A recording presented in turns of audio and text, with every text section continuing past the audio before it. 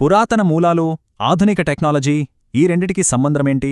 వేల ఏళ్ల నాటి మన ఆయుర్వేద జ్ఞానం ఈరోజు ప్రపంచాన్ని ఎలా శాసిస్తోంది? పదండి, ఈ విశ్లేషణలో ఆ విశేషాలేంటో చూద్దాం. మనమిప్పుడు చేసుకోబోయే ఈ విశ్లేషణ అంతా ఆయుర్వేద పరంపర మూలికా వైద్య మహాసంఘం వ్యవస్థాపక అధ్యక్షులు సింహాచలం లక్ష్మణస్వామిగారు ఎంతో కష్టపడి సేకరించిన ఒక వ్యాస సంపుటి ఆధారంగా రూపొందింది. అంటే వారి జీవితకాల పరిశోధనలోనే ముఖ్యాంశాలను మనమిప్పుడు తెలుసుకోబోతున్నామన్నమాట. అసలు వేల ఏళ్ల నాటి ఒక వైద్య విధానం ఈ 21st సెంచరీలో కూడా ఇంత బలంగా ఎలా నిలబడగలుగుతోంది? ఆలోచించాల్సిన విషయమే గదా? సమాధానం వింటే నిజంగా ఆశ్చర్యపోతారు. అదేదో కేవలం పాత పద్ధతి అని తీసిపారేయటానికి లేదు. దాని వెనుక ఓ పెద్ద, బలమైన ఆధునిక వ్యవస్థే పనిచేస్తోంది. సరే, మరి ఆ వ్యవస్థ ఏంటో చూసేద్దామా? సో ఈ విశ్లేషణలో మనం ముందుగా ఆయుర్వేదం అంటే ఏంటో చూస్తాం. తర్వాత దానికి సపోర్ట్గా ఉన్న ఆయుష్ వ్యవస్థ గురించి తెలుసుకుంటాం. ఆ తర్వాత మన జ్ఞానాన్ని ఎలా డిజిటల్ రూపంలో కాపాడుకుంటున్నామో చూసి జరుగుతున్న పరిశోధనల గురించి మాట్లాడుకుని చివరిగా ప్రపంచ వేదికపై మన ఆయుర్వేదం భవిష్యత్తేంటో చర్చిద్దాం. సరే, మొదలు పెడదాం. అసలు ఆయుర్వేదం అంటే ఏంటి? చాలామంది అనుకున్నట్టు ఇది కేవలం రోగాలొస్తే వాడే మందుల శాస్త్రం కాదు.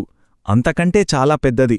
ఇది ఒక సంపూర్ణ జీవన విజ్ఞానం. అంటే ఆరోగ్యంగా ఎలా బతకాలో చెప్పే సైన్స్ అన్నమాట. ఆయుర్వేదం ఈ పేరులోనే మొత్తం విషయం ఉంది. ఆయుష్ అంటే జీవితం, వేదమంటే జ్ఞానం. రెండు కలిపితే జీవిత జ్ఞానం. సింపుల్.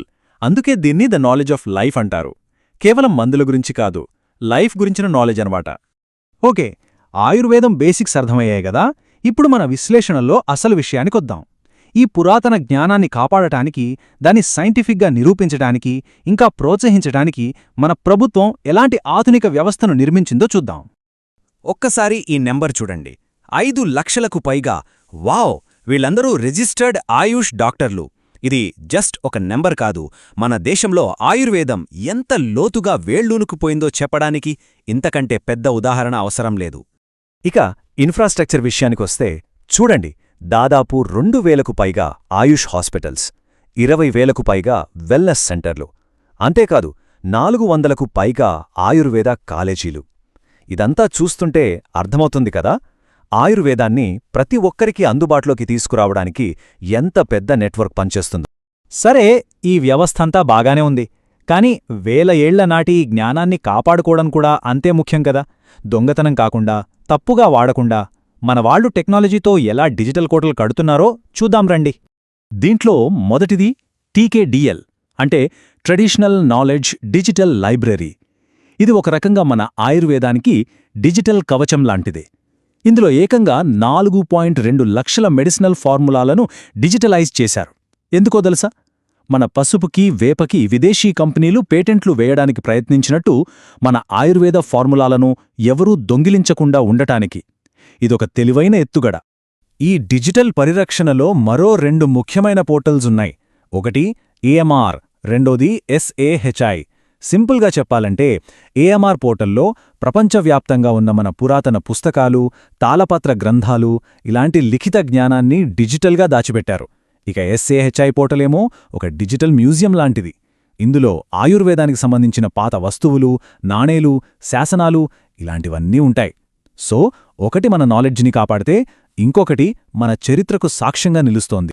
ఓకే, జ్ఞానాన్ని కాపాడుకోవడం గురించి చూశాం. కాని కేవలం పాత పుస్తకాల్లో ఉంది కదా అని నమ్మే రోజులు కావివి. ప్రతిదీ సైన్స్తో ప్రూవ్ చేయాలి. మరి మన ఆయుర్వేదాన్ని ఆధునిక సైన్స్తో ఎలా పరీక్షిస్తున్నారో ఆ పరిశోధనల సంగతేంటో ఇప్పుడు చూద్దాం. ఈ పరిశోధనలన్నింటికీ పెద్ద దిక్కు ఎవరంటే CCRAS, అంటే central council for research in ayurvedic sciences. దేశంలో ఆయుర్వేదం మీద జరిగే ఏ రీసెర్చ్ అయినా వీళ్ల కనుసన్నల్లోనే జరగాలి. ఇది మొత్తం రీసెర్చ్ సిస్టమ్కి ఒక బ్రెయిన్ లాంటిదన్నమాట. మరి CCRAS ఏం చేస్తుంది? వీళ్ల పనులు చాలా ఉన్నాయి. కొత్త మందుల మీద రీసెర్చ్ చేయడం, వాటి స్టాండర్డ్స్ని సెట్ చేయడం, మనుషుల మీద క్లినికల్ ట్రయల్స్ నిర్వహించడం. అంతేనా? పాత గ్రంథాలను మళ్లీ డిజిటలైజ్ చేసి వాటిలోని జ్ఞానాన్ని వెలికి తీయడం, సైంటిఫిక్ జర్నల్స్ ప్రచురించడం, ఇలా ఒకటా రెండా ఎన్నో పనులు. ఈ రీసెర్చ్ అంతా కేవలం ల్యాబ్లకే పరిమితం కాదు. దీన్ని ఆచరణలో కూడా పెడుతున్నారు. ఉదాహరణకు జైపూర్లోని నేషనల్ ఇన్స్టిట్యూట్ ఆఫ్ ఆయుర్వేద ఉంది. అక్కడ ఈ రోజుల్లో మనల్ని ఎక్కువగా ఇబ్బంది పెట్టే లైఫ్ స్టైల్ డిసీజెస్ అంటే బీపీ, షుగర్ లాంటి వాటిమీద ప్రత్యేకంగా రీసెర్చ్ చేసి ట్రీట్మెంట్ ఇస్తున్నారు. సరే, దేశంలో ఏం జరుగుతుందో చూసాం. ఇప్పుడు అసలు కథ మొదలవుతుంది. మన ఆయుర్వేదం ఇండియా సరిహద్దులు దాటి ప్రపంచ వేదికపై ఎలా తనదైన ముద్ర వేస్తుందో చూద్దాం. మన భవిష్యత్ మార్గమిదే. ఇదొక పెద్ద మైలురాయి. మన హైదరాబాద్లో ఉన్న national institute of Indian medical heritage అంటే NIIIM ని ఏకంగా ప్రపంచ ఆరోగ్య సంస్థ WHO తన కొలాబరేటింగ్ సెంటర్గా గుర్తించింది. ఇది మామూలు విషయం కాదు. మన సంప్రదాయ వైద్యానికి గ్లోబల్ లెవెల్లో దక్కిన గౌరవమిది. ఇక క్లైమాక్స్కి వచ్చేశాం. ప్రపంచ ఆరోగ్య సంస్థ అంటే WHO ప్రపంచంలోనే మొట్టమొదటి, ఇంకా చెప్పాలంటే ఏకైక గ్లోబల్ సెంటర్ ఫర్ ట్రెడిషనల్ మెడిసిన్ని ఎక్కడ పెట్టిందో తెలుసా? మన దేశంలో, గుజరాత్లోని జామ్నగర్లో. ఇది మన భారతీయ సంప్రదాయ వైద్య చరిత్రలోనే ఒక సువర్ణాధ్యాయం. సో, ఫైనల్గా ఒక ప్రశ్న. మన ఈ పురాతన జ్ఞానం రేపు ప్రపంచ ఆరోగ్యానికి ఒక దారి చూపించగలదా? మనం ఇప్పటిదాకా చూసిందాన్ని బట్టి మన సంప్రదాయానికి ఆధునిక సైన్సు తోడైనప్పుడు సమాధానం ఖచ్చితంగా అవును అనేలాగే బలంగా వినిపిస్తోంది కదా. భవిష్యత్తులో ఏం జరుగుతుందో చూడాలి.